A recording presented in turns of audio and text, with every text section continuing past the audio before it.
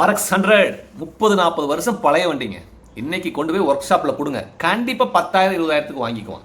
அதவே கொண்டு போய் அடமான வைக்கிற கடையில் கொண்டு போய் ஃபைனான்ஸில் கொண்டு போய் வைங்க, 5,000 மேலே வாங்கிக்கவே மாட்டான். அவங்களுக்கு அதோட வேல்யூ அவ்வளவுதான் தெரியும். ஆனால் அதுவே RX 100க்குன்னு ஒரு ஃபேன் கிளப் இருக்கும், ஒரு கம்யூனிட்டி இருக்கும். அவங்க கிட்ட போய் கொடுங்க உங்களோட RX 100 30-40 வருஷம் பழைய பைக்கை, ₹1,00,000 வாங்கிக்குவாங்க. இந்த மாதிரி தாங்க ஒவ்வொரு பொருளுக்கான மதிப்பும் மரியாதையும் எப்பவும் உண்டு. ஆனால் அது எந்தெந்த இடத்துல இருக்குது அப்படிங்கிறத நம்ம தான் தேடி போய் பார்க்கணும். அதற்கான மதிப்புப்படி அதை வாழ வைக்கணும். இது நமக்கும் பொருந்தும். நம்ம திறமைக்கான வேலை இல்லை அப்படின்னு நினச்சிட்டு அதே இடத்துல வேலை செஞ்சுட்டு இருந்தீங்கன்னா கண்டிப்பாக நீங்கள் அப்படியே இருக்க வேண்டியதான். உங்களுடைய திறமைக்கான வேலை, உங்களோட திறமைக்கான மரியாதை கண்டிப்பாக ஏதோ ஒரு இடத்துல கிடைக்கும், இருக்கும். அதை நீங்கள் தான் தேடி போகணும். வாழ போகிறது ஒரே முறை தான்.